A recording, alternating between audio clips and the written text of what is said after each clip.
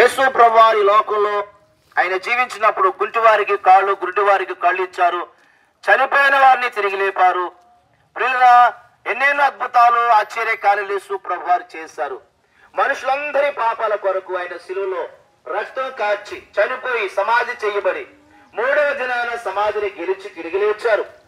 కనుక ఎవరైతే ఆ యేసు ప్రభునందు విశ్వాసం ఉంచుతారో వారి జన్మ కర్మ పాపాలన్నీ క్షమించబడతాయి. బైబిల్ అంటుంది, ప్రభు అయిన యేసునందు విశ్వాసం ఉంచుము, అప్పుడు నీవు నీ ఇంటి వారు రక్షణ పొందుతారు. అంటే నరక శిక్ష తప్పుతుంది, పరలోకం దక్కుతుంది. మానవుడు పరలోకం చేరాలంటే యేసు ప్రభు అంటారు, నేనే మార్గము, నేనే సత్యము, నేనే జీవము. ఈ జీఎర్రంపురం రావాలంటే కేశవరం నుంచి రావచ్చు, రాజమండ్రి నుంచి రావచ్చు, ఇంకా 4-5 దారులు ఉన్నాయి. కానీ పిల్లగా మానవుడు పరలోకం వెళ్ళాలంటే ఒకటే మార్గం, ఆ మార్గమే ప్రభు అయిన యేసుక్రీస్తు వారు. యేసు ప్రభు వారు